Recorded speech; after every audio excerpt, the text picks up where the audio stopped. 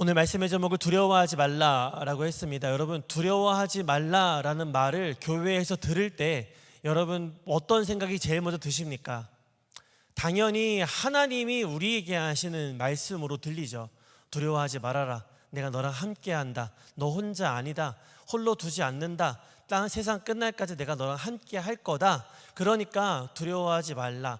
두려워하지 말라라는 말은 교회에서는 주로 하나님께서 우리 믿는 성도들에게 하시는 말씀입니다. 이 세상을 살아가면서 믿음으로 살아가는 것이 결코 쉽지가 않기 때문에 많은 부분에 있어서 어려움도 있고 시험거리도 있고 넘어지기도 하고 실패도 하기 때문에 우리 안에 찾아오는 두려움이 너무나 자연스러운 거기 때문에 하나님께서 그런 우리를 인정해 주시면서 하지만 내가 함께하니 두려워하지 말라라고 말씀하십니다. 그런데 오늘 이 제목은요, 이 제목은 하나님께서 우리에게 하시는 말씀이기도 하지만 이제는 이 해피데이 시즌에 아직 믿지 못하는 누군가에게, 그래서 두려워하는 누군가에게 우리도 해줄 수 있어야 되는 말이라는 겁니다. 예수님 몰라서 마음의 소망을 잃어서 낙심해서 두려워서 떨고 있는 사람들, 불안해하고 있는 사람들 찾아가서 우리도 하나님이 내게 하신 것처럼 두려워하지 마세요, 안심하세요, 말할 수 있어야 한다는 것입니다. 오늘 말씀 나누는 가운데에 내게 두려워하지 말라 말씀하셨던 하나님, 그리고 믿음으로 고백하는 우리의 삶을 통하여서 역사하신 하나님을 경험하시고 이 전도의 시즌에 귀한 열매를 맺으시는 저와 여러분이 되었으면 좋겠습니다. 사람이 살다 보면요, 누구랑 함께 하느냐가 굉장히 중요할 때가 있습니다. 특히 내가 할 수 있는 게 별로 없을 때, 사장님이 안 계실 때 불안합니다. 제가 처음 사역을 시작했을 때, 전도사로 사역을 시작했을 때, 그때만 해도 이제 목회 일정표 이런 게 없었어요. 그러니까 새벽 예배에 제가 차량운전 싹 하고 돌아오잖아요. 출발하기 전에 새벽 예배를 하려고 음악 틀어놓고 불 켜놓고 문 열어놓고 여름이면 에어컨 틀어놓고 출발을 합니다. 그런데 딱 돌아오잖아요. 보통 한 15분 전, 10분 전에 도착을 하죠. 그러면 제일 먼저 제가 찾는 게 누구냐면요, 담임 목사님 오셨나? 부목사님 오셨나? 찾는 거예요. 왜 그런가 하니 보통 담임 목사님 오시거든요. 근데 오시는데 안 오시면 누가 설교해야 돼요? 제가 해야 되는 거예요. 전도사 나부랭이가 이렇게 해본 적도 없는데 기껏해도 운전하는 것도 긴장해서 잘 못하는 전도사가 이제 설교를 해야 되는 거예요. 늘 긴장합니다. 목사님이 오셨나? 부목사님 오셨나? 오시면 그때부터 마음이 평안해지는 거죠. 그런데 5분 전인데 아무도 안 오시는 거예요. 3분 전인데 안 오시는 거예요. 1분 전인데 안 오시는 거예요. 어떡하죠? 그런데 이제 안 오신 적은 거의 없어요. 보통 담임 목사님 오시고 아니면 부목사님이 오시고 다 하셨는데 한 번 안 오신 적이 있습니다. 그래서 그날 제가 무슨 말을 어떻게 했는지 기억이 하나도 안 나요. 그날 이후로 제 안에는 이런 원고 한 장이 이렇게 늘 품속에 있었습니다. 이렇게 위기의 순간에 내가 설교하리라. 그런 마음으로. 안 계시면 그렇게 불안해요. 저희 교회도 비슷한 상황들이 늘 있죠, 여러분. 난예배 드릴 때마다 당회장 목사님 오시는 시간, 오늘도 제가 사실은 여러분 아무도 모르셨겠지만 제가 이 아이패드 이렇게 하잖아요. 그러면 여기에 카톡이요, 난리가 납니다. 목사님 늦게 출발한 설교가 길었습니다. 목사님 영상이 준비되어 있습니다. 난리가 납니다. 하지만 저희는 포커페이스를 유지하죠. 불안하지 않게. 예배 가운데 은혜가 있어야 되기 때문에 늘 그렇습니다. 목사님이 날아오십니다. 한 11분, 12분 만에 막 날아오시더라고요. 막 출발하셨습니다라고 그 카톡이 왔는데 시간을 보는데 지금부터 한 못해도 15분은 걸리겠지 했는데 목사님은 와 계신 거예요. 저희는 너무 불안하지만 목사님 오신 그 순간 마음의 평안함을 누리는 거죠. 그런 것들이 있더라고요. 누구랑 함께 하느냐, 내가 책임질 수 없는 상황 가운데 나를 책임져 줄 수 있는 분이 계시다라는 것이 우리 안에 진짜 두려움이 사라지게 하고 걱정이 사라지게 하고 마음의 평안함을 누리게 한다라는 것입니다. 저희는 목사님만 오셔도 그런데 여러분, 우리에게 누가 계십니까? 하나님이 계십니다. 하나님이 우리와 함께 하신다고 말씀하십니다. 하나님이 함께 하시기 때문에 우리는 두려워할 이유가 없는 줄로 믿습니다. 모두가 불안해할 때 우리가 불안하지 않아도 되는 믿을 만한 존재가 있다는 것은 진정한 복인 줄로 믿습니다. 오늘 읽은 본문 가운데에 사도 바울이 함께했던 사람들이 불안에 떨 수밖에 없는 상황 가운데 있었습니다. 근데 그때에 사도 바울이 나서서 말하죠. 안심하십시오. 두려워하지 마십시오 라고 말합니다. 이 안심하라라고 말하는 이유가 어디에 있습니까? 사도행전 27장쯤 되면은, 여러분 사도행전이 어떤 성경 내용입니까?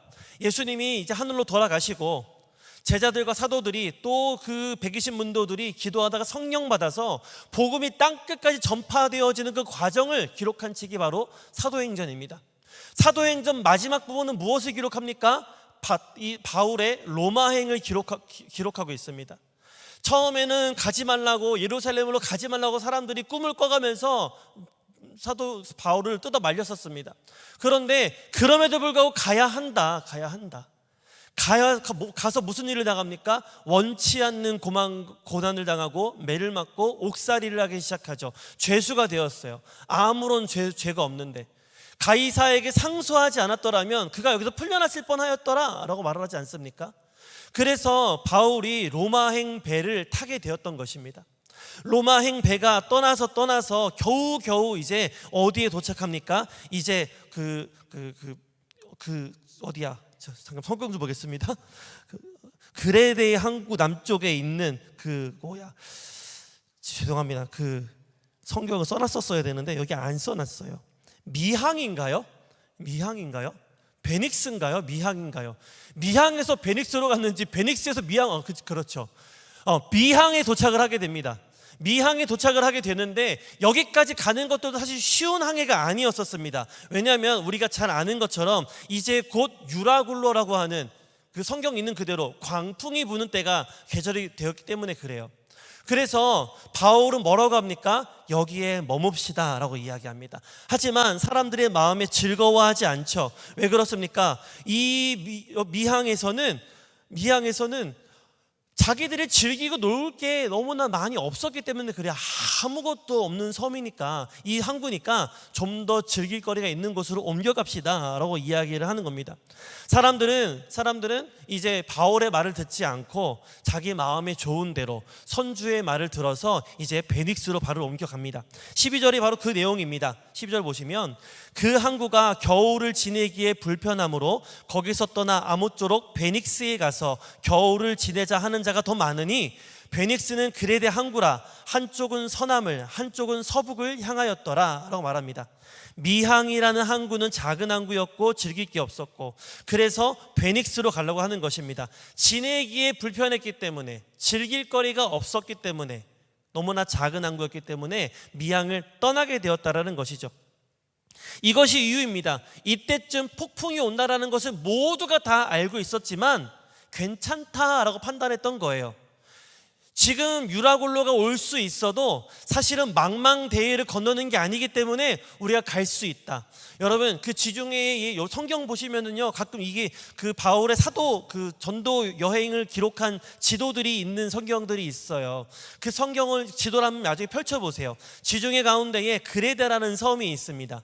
그레데 섬의 남쪽에 미항이라는 항구가 있고 서쪽에 이 베닉스라는 항구가 있습니다. 그런데 이 그레데까지 섬까지 올 때는 망망대해를 가로질러서 와야 되는데, 이 미항에서 베닉스까지 갈 때는 망망대해를 가로지르는 게 아니에요. 섬의 해안선을 따라서 갑니다. 그러니까 파도가 조금 치거나 바람이 좀 불어도 우리가 멀리 휩쓸려 가지 않고 우리가 갈 수 있다. 그리고 좀 바람이 불어도 여기까지 왔잖아, 우리 할 수 있어, 이런 판단을 가지고 베닉스로 갔다라는 것이죠. 사람들의 경험과 그들의 어떤 능력으로 비춰봤을 때 충분히 할 수 있다, 이게 바로 인간적인 생각이라는 겁니다. 그런데 하나님의 사람이었던 바울에게 주신 마음은 뭐였습니까? 우리가 미항에 머물러야 한다라는 겁니다. 근데 하나님의 사람의 말을 듣지 않죠. 그래서 베닉스로 떠납니다. 처음에 떠났을 때에는 잔잔했습니다. 사람들 그 누구도 이제 바울의 말을 귀담아 듣지 않았습니다. 우리의 말을 사람들이 이해 못해서가 아닙니다. 여러분, 우리가 전도할 때 사람들이 우리 말을 못 알아들어서 전도지를 안 받던가요? 그 사람들이 한국말을 몰라서 내가 하는 이야기를 못 알아들어서 안 받는 경우는 없습니다. 그냥 듣기 싫은 거고요, 인정할 수 없기 때문에, 나와 너는 생각이 다르기 때문에 여러 가지 이유로 받아들이지 않는 것입니다. 내 안에 자기의 옳다함이 있기 때문에 그런 겁니다. 받아들이지 않고 듣지 않습니다. 예수님이 하나님의 아들이신 건 요즘 사람들 다 압니다. 다 알아요. 영화도 나왔잖아요. 우리 킹 오브 킹스 영화도 다 많이 봤고 안 믿는 사람도 그렇게 많이 봤다고 하더라고요. 모두가 다 압니다. 알지만 믿지 않고 받아들이지 않는 것뿐입니다. 그분을 믿어야 구원을 얻는데 이미 많은 사람들이 그 정도는 아는데 몰라서 안 듣는 게 아니라 듣기 싫어서 안 듣는 거예요. 원하지 않아서 안 듣는 거예요. 생각에 달라서 듣지 않는 겁니다. 그들의 피부에 와닿지 않는 겁니다. 왜냐하면 죽음은 멀리 있는 것처럼 느껴집니다. 내세는 멀리 있는 것 같아요. 예수님 다시 그때 내가 죽기 전에 믿으면 되지. 우리도 가끔 그런 생각 하잖아요, 여러분. 내가 숨 넘어가기 직전에 예수님 믿었으면은 저만 그런 생각했죠 또. 네, 저만 그런 생각했습니다. 그렇게 생각 가끔 하잖아요, 우리가. 그런데 그게 아니라는 겁니다. 그때에 가서 예수님이 내게 믿음 주실지 아닐지 우리는 몰라요. 그렇기 때문에 지금 믿고 고백하고 예배하는 것이 우리에게 은혜입니다. 하지만 아직 믿지 않는 사람들에게는 그런 지혜가 없는 거예요. 그래서 듣지 않게 된다는 것입니다. 때로는 그래서 우리가 이렇게까지 전해야 될까, 전도해야 될까 생각도 들지만 그럼에도 불구하고 우리는 전도를 해야 되는 것입니다. 우리의 인생은 이걸 애써 이겨내면서 이 모든 육신의 생각을 이겨내면서 바울이 그랬던 것처럼 듣던 듣지 않던 미항에 머물러야 합니다. 하나님을 믿어야 합니다. 우리는 선포해야 한다는 것입니다. 바울이 탐배가 이제 미항을 떠납니다. 남풍이 순하게 불었다라고 성경은 기록하고 있습니다. 바울이 틀린 것처럼 초반부에는 그렇습니다. 그 순간 사람들은 느꼈을 것입니다. 우리의 선택이 옳았다. 거봐, 유라굴로는 아직 먼 일이야. 우리 금방 갈 수 있어. 이 순풍에 돛달고 어서 베닉스로 가서 이 때를 지납시다 했는지도 모르겠습니다. 유유히 떠났는데 그런데 얼마 되지 않아서 섬 가운데로부터 유라굴로라는 광풍이 불어오기 시작합니다. 배는 해안선을 따라 가야 되는데 이 해안에서 점점 더 망망대해로 밀려가게 되었다라는 것이죠. 바람에 맞추어 갈 수가 없어서 그가 가는 대로 쫓기었다라고 15절에 기록을 하고 있습니다. 그들이 할 수 있는 게 뭐가 있습니까? 아무것도 없었어요. 그래서 배가 깨지지 않도록 밧줄로 묶고 그리고 선체로 둘러감고 그래도 안 되니까 배가 어떻게 가라앉지 않고 난파되지 않도록 배에 있는 짐들을 다 내버리기 시작합니다. 얼마나 손해가 큽니까? 하지만 생명보다 귀한 것은 없기 때문에 그 배에 실었던 짐들을 버리기 시작합니다. 나중에는 배의 기물까지 버리기 시작합니다. 배의 항해에 필요한 것들까지 버리기 시작한 거예요. 20절을 보시면 여러 날 동안 해도 별도 보이지 않고 큰 풍랑 속에 헤매었다라고 말합니다. 그리고 이 사람들에게 구원의 소망마저 없어졌다라고 성경이 기록하고 있습니다. 무슨 말입니까? 이제 우리는 다 죽었구나. 이제 다 죽겠다. 여기서 우리의 인생의 끝이구나. 다 내어놓았다는 거죠. 그 순간에 지금 있는 겁니다. 바울이 지금 그 배에 타고 있었고 그들과 함께 광풍을 맞았고 듣지 않는 그들과 동행하고 있었다라는 것입니다. 바로 그 상황 가운데 바울이 서서 말하는 겁니다.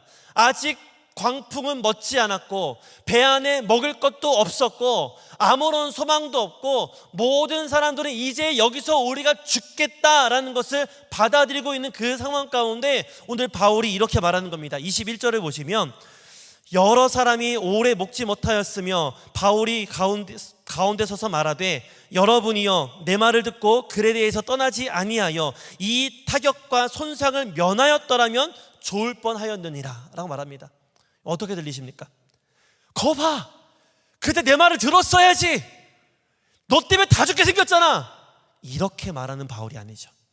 바울이 이런 의미로 말을 했으면 성경에 기록되지 않았을지도 모릅니다. 우리가 느끼기에는 거봐, 내 말 듣지 않아서 지금 다 죽게 생겼잖아, 이렇게 느낄 수 있으나 바울은 지금 그렇게 말하는 게 아닙니다. 있는 그대로 말하는 거예요. 있는 그대로. 그때 내 말을 듣고 그 그레데에서 떠나지 않았으면 더 좋았겠지만 어쩔 수 없는 거다. 어쩔 수 없는 일이다. 어쩔 수 없는 일이다. 분명히 짚고 넘어가는 것입니다. 지금 우리에게 바울을 통해서 이미 하나님의 말씀이 주어졌다라는 것, 하나님이 기회를 주셨다라는 것을 짚고 넘어가는 것입니다. 이미 바울을 통해서 미항에 머물러야 합니다. 하나님이 말씀하셨어요. 그런데 사람들은 듣지 않았죠. 사람들 마음에 무엇이 올랐겠습니까? 맞아, 그때 저 사람이 그런 이야기를 했었어. 그랬었더라면 우리가 오늘 이런 손해와 이 목숨이 날아가는 이 위기에 맞지 않아도 됐을 텐데 그때 그럴걸, 이런 후회가 들어오기 시작했을 것입니다. 이것은 잘잘못을 따지기 위함이 아니라 이 말에 힘을 싣기 위해서 바울이 지금 그때를 짚는 거예요. 이어서 하는 바울의 말을 들으면 우리가 그 의도를 알 수 있는 것입니다. 풍랑 가운데 패닉에 빠진 사람들, 이 사람들이 들으려면 이 과정이 반드시 필요했던 것입니다. 이제 내 말을 들으라 라는 것입니다. 그때 그레데에 머물라고 말씀하신 그 하나님께서 오늘 여러분에게 또 이렇게 말씀하십니다. 22절을 보시면 이렇게 되어 있습니다. 내가 너희를 권하노니 이제는 안심하라. 너희 중에 아무도 생명에는 아무런 손상이 없겠고 오직 배뿐이라 라고 말씀하십니다. 아무도 죽지 않는다. 두려워하지 말아라. 배만 깨질 것이다. 아무도 죽지 않으니 두려워하지 말라랍니다. 의외의 이야기라는 거예요. 의외의 이야기. 사람들은 무슨 일이 생기면요, 너 때문이라고 막 일을 합니다. 너 때문이라고. 우리 그렇지 않습니까, 여러분? 무슨 문제 생기고 어려움이 생기면은 이게 누구 때문이냐고, 도대체 누가 또 잘못한 거냐고, 누가 실수한 거냐고. 보통은 그래요. 잘잘못을 따집니다. 원망의 대상을 찾습니다. 누구의 잘못인지 찾아서 그 사람에게 내가 뭔가 사과를 듣던지 보상을 받으려 하는 것이 여러분 우리 죄인된 인간의 본성입니다. 이게 죄인된 인간의 본성이에요. 그런데 이 문제의 원인을 드러내는 것이 아니라 바울은 지금 여기서 누구 때문이다라고 이야기하는 것이 아니라 책임을 떠넘기는 것이 아니라 책임을 지는 자리에 섰다라는 거죠. 여러분, 이것이 바로 믿는 자 그리스도인의 삶이 되어야 할 줄로 믿습니다. 예수 믿는 사람은요, 책임 전가하는 사람이 아니에요. 너 때문이잖아라고 말하는 사람이 아니에요. 여러분, 우연이 어디 있습니까? 우연이 어디? 하나님이 허락하신 거예요. 우리 인생에 우연은 하나도 없는 거예요. 하나님이 허락하신 겁니다. 그렇게 되도록. 그렇다면 우리가 해야 될 것은 무엇입니까? 이 가운데에서 실수를 저지르고 잘못을 저질렀던 그 사람의 잘잘못을 따지는 게 먼저입니까? 아니라는 것입니다. 그 일을 통해서 하나님을 바라보고 하나님께 나아가도록 하는 것이 바로 믿는 자입니다. 책임을 진다라는 것은 네가 잘못한 것을 내가 잘못했다고 말하는 것이 아니라 하나님을 믿는 자로서 하나님이 어디로 인도하시는지를 듣고 깨달아 이 길을 가도록 이 책임을 지는 자, 이게 바로 믿는 자의 삶이라는 것입니다. 바울은 그렇게 믿는 자로서 책임을 지는 사람이었습니다. 이 문제를 타개하고 앞으로 나아갈 이 책임을 지고 있는 것입니다. 엄밀히 말하면 하나님께서 책임을 지시고 바울은 이 사실을 전달할 뿐이라는 것입니다.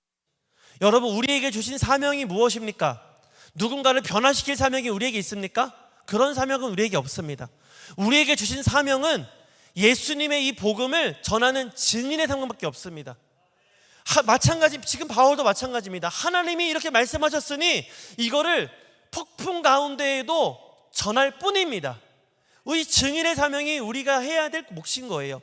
그리스도인이라면, 예수님의 제자라면 문제와 시련 앞에서 책임을 회피하거나 전가하는 것이 아니라 바울처럼 안심하세요, 두려워하지 마세요, 믿는 자로서 이 책임을 지고 문제를 해결할 수 있어야 한다는 것입니다.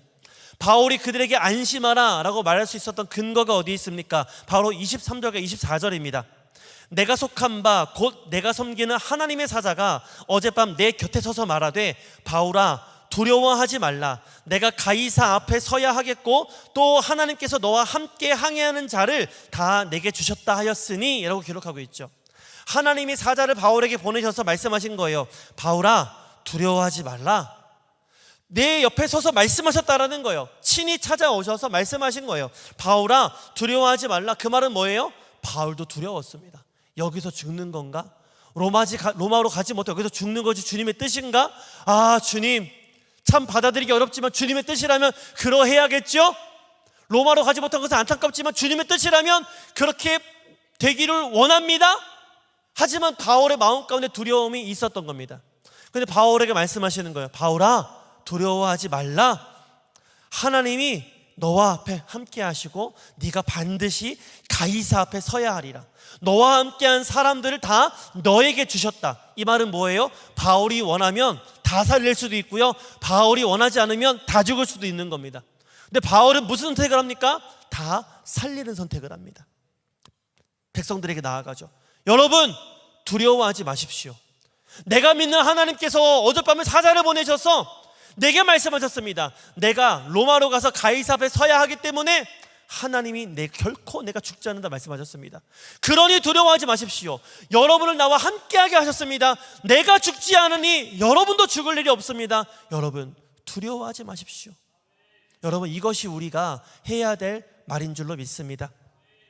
바울이 다시 말합니다. 25절입니다. 그러므로 여러분이요, 안심하라. 나는 내게 말씀하신 그대로 되리라고 하나님을 믿노라. 여러분, 이게 전도입니다. 이게 전도입니다. 하나님이 오늘 내게 찾아와서 말씀하셨고 나는 그 하나님을 믿습니다. 믿습니다. 그랬을 때 무슨 일이 벌어집니까? 우리는 이 사건의 결말을 알고 있지요. 44절을 보시면 그 남은 사람들이 널조각 혹은 배의 물건에 의지하여 나가게 하니 마침내 사람들이 다 상륙하여 구조되니라. 마침내 사람들이 일부만 구조된 게 아니라 전부 다 상륙하여 구조되니라 라는 것입니다. 한 사람도 죽지 않았습니다. 말씀하신 그대로 배만 깨졌습니다. 심지어 그곳에서 바울이 독사에 물리지만 바울은 독에 죽지 않았습니다. 오히려 이 뱀이 왜 나를 물어? 툭 던지더니 거기 섬에 있는 사람들이 와, 이 놀라운 사람이라고 섬기고 나중에 떠날 때 배 고치고 가면서 먹을 모든 양식까지 다 채워주지 않습니까? 극진하게 대우받다가 그 섬을 떠나게 됩니다. 누구 때문에요? 바울 때문에요. 바울 때문에.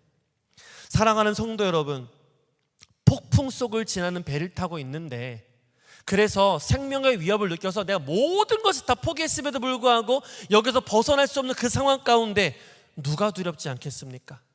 모두가 다 두려운 상황입니다. 지금 우리 시대를 보세요. 안 힘든 사람이 어디에 있습니까? 초등학생도 힘들어요. 초등학생 애들도 살기 힘들대요. 왜 이렇게 인생이 힘드냐고. 그 아이들은요 진짜 힘든 거예요. 우리는 네가 뭐 인생을 얼마나 살았니? 걔는 뭐 8년 9년 산 게 전부예요. 근데 8년 살아온 인생에서 이렇게 힘든 게 처음인 거죠. 걔도 힘든 거예요. 그런데 살아보니까 그거 힘든 거는 우리는 아는 거죠. 그게 뭐가 힘드니? 80년 살아오신 분들에게는 우리가 보는 게 그래, 너 좀 힘들 수 있겠다 하실 수도 있겠죠. 어쨌든 여러분, 내가 많이 살고 적게 살고가 중요한 게 아니라 우리 모두가 지금 이 시대가 힘든 시대입니다. 왜 그렇습니까? 악한 시대가 되었기 때문에 그렇습니다. 모든 인간은 하나님의 형상입니다. 믿던 믿지 않던 하나님과 교제해야 우리 안에 공허함을 채울 수 있고 살아갈 수 있는 존재가 바로 인간이라는 존재입니다. 그런데 이 시대가 악하다는 게 무슨 뜻입니까? 그런 하나님의 형상인 인간들이 하나님에게 관심이 없어요. 하늘에 관심이 없어요. 하나님 말씀에 관심이 없어요. 하나님께 관심을 두어야 우리가 문제를 해결하고 뭔가 살아갈 수 있는데 하늘에는 관심이 없고 땅에만 관심이 있고 내 마음에만 관심이 있어요. 그게 다 옳대요. 너도 옳고 나도 옳고, 그러니까 너 나한테 뭐라고 하지 마, 나도 너한테 뭐라고 하지 말게. 이게 요즘 시대예요. 이게 요즘 시대예요. 여러분, 안 힘들 수가 있겠습니까?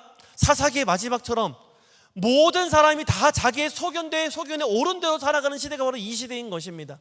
힘든 시대가 되어버렸어요. 힘든 시대가 되어버렸어요. 누가 두렵지 않겠습니까? 누가 내일을 우리가 소망이 있고 기약할 수 있습니까? 아무도 그럴 수 없습니다. 그런데 그때에 우리가 해야 될 것이 무엇입니까? 여러분, 두려워하지 마십시오. 하나님이 우리와 함께 하십니다. 여러분, 하나님이 당신을 사랑하십니다. 그러니 안심하십시오. 예수를 믿어서 소망을 얻으십시오. 예수를 믿어 우리 함께 천국에 갑시다. 이 시대에 우리가 해야 될 말씀이 바로 두려워하지 말라라는 말입니다. 지금껏 하나님이 우리에게 하셨던 그 말씀을 이제는 우리가 전도하면서 누군가에게 전해줄 수 있어야 한다는 것입니다. 이사야 41장 10절에 하나님 우리에게 이렇게 말씀하셨습니다. 두려워하지 말라, 내가 너와 함께함이라. 놀라지 말라, 나는 너의 하나님이 됨이라. 내가 너를 굳세게 하리라. 참으로 너를 도와주리라. 참으로 나의 의로운 오른손으로 너를 붙들리라 라고 말씀하십니다. 바울은 율법을 아는 사람이었어요. 이 말씀을 기억했을 거예요. 바울에게 하나님께서 사자를 보내서 바울아 두려워하지 말라 한마디 하셨을 때 바울은 이 말씀이 떠올랐을 거예요. 맞아, 하나님 나와 함께 하시지. 맞아, 하나님이 나의 하나님이시지. 맞아, 하나님이 나를 굳세게 하시지. 하나님이 나를 도와주시지. 하나님이 의로운 오로 붙들어 주시지. 맞아, 나는 할 수 있어. 바울의 마음에 그 사자의 음성을 들었을 때 이 믿음이 생겼을 테고, 그 음성을 들었을 때 바울이 사람들 앞에 나아갈 수 있었습니다. 여전히 풍랑 가운데 있었지만, 여전히 사람들은 두려움 가운데 있었지만 그 사람들이 나아가 담담히 얘기합니다. 내가 믿는 하나님께서 지난밤 사자를 내게 보내셔서 말씀하셨습니다. 내가 가이사 앞에 서야 되기 때문에 결코 죽지 않습니다. 내가 죽지 않기 때문에 여러분도 결코 죽지 않습니다. 여러분 두려워하지 맙시다. 하나님께 나아갑시다. 여러분 이것이 이 시즌에 우리가 나아가 외쳐야 될 복음인 줄로 믿습니다. 하나님이 우리와 함께 하시기 때문입니다. 하나님이 함께 하시는 내가 그들과 함께 하기 때문에, 내가 그들과 함께 하기 때문에 나를 통하여 그들이 하나님의 복을 받게 되는 줄로 믿습니다. 우리가 하나님을 믿고 의지한다라면 비록 우리의 신분과 처지는 죄수 같고, 그들이 보기에는 지혜가 없는 자 같고, 그들이 보기에는 뭐 하나 배울 만하게 득될 거 아무것도 없는 사람처럼 보일지라도 하나님이 나와 함께 하시기 때문에 하나님 나를 통해서, 하나님을 믿는 나를 통해서 그에게 복을 주시고 역사하시는 줄로 믿습니다.